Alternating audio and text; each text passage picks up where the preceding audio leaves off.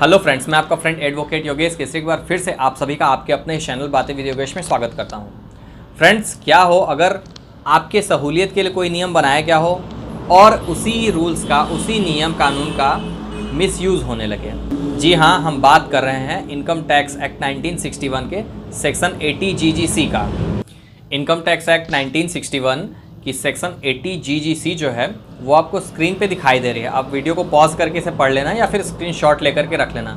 वैसे मैंने पिंड कमेंट में और डिस्क्रिप्शन में इसका लिंक दे दिया है, आप वहाँ से भी जाके इसको पढ़ सकते हैं। सेक्शन 80 GGC जो है उसके तहत अगर आप किसी पॉलिटिकल पार्टी को डोनेशन देते हैं तो उस डोनेशन वाले अमाउंट पे आपको टैक्स नहीं देना होगा, और दूसरे जो पॉलिटिकल पार्टी है उसको भी टैक्स से मुक्त रखा गया है, उसे भी टैक्स देना नहीं होगा।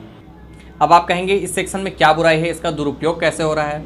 तो मैं कहता हूं कि इस सेक्शन की वजह से टैक्स चोरी हो रहा था, बहुत बड़े पैमाने पर टैक्स का चोरी हो रहा था। कैसे हो रहा था, आइए इसको समझते हैं। देखिए इसमें होता क्या है, जिस पर्सन को डोनेशन देना है वो किसी पॉलिटिकल पार्टी के पास जाता है। पॉलिटिकल पार्टी का अपना एक एजेंट होता है। अब ये एजेंट या बिचौलिया जो होता है वो अपनी फ़ीस 5 से 7.5% के बीच में रखता है। मान लेते हैं कि कोई आदमी है और उसने 10 लाख रुपए का अनुदान पार्टी को दिया है, तो 10 लाख रुपए पे जो 5% के हिसाब से कमीशन बनेगा वो होगा 50,000 रुपये। बाकायदा वो जो आदमी है जो डोनेशन देना चाहता है वो बैंक के माध्यम से पार्टी के अकाउंट में पैसे ट्रांसफ़र करता है और फिर 50,000 रुपये कमीशन काट करके बचा हुआ जो 9.5 लाख का अमाउंट है वो उस आदमी को कैश में दे दिया जाता है, जिसको कि वो कैश खर्च के रूप में यूज़ कर लेता है। अब अगर वो इस 10 लाख रुपए को डोनेट ना करके इनकम टैक्स भरेगा तो लगभग 3.5 लाख रुपए उसे टैक्स देने होंगे और उसके पास बचेंगे 6.5 लाख रुपए।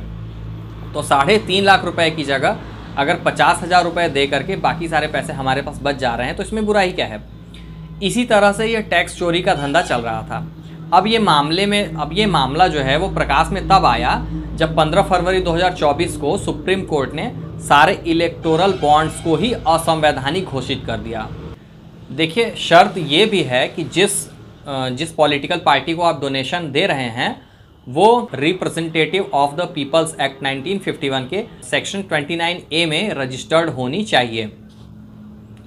गुजरात और मुंबई के कुछ ऐसे मामलों में जहां डोनेशन दिया गया था, पता करने पे पता लगा कि जिन पार्टियों को डोनेशन दिया गया था वो सेक्शन 29A में रजिस्टर्ड नहीं थी, और ये डोनेशन का और टैक्स चोरी का जो खेल है वो इसी तरह से चल रहा था। तो इस पे आपकी क्या राय है, कमेंट सेक्शन में ज़रूर से बताइएगा।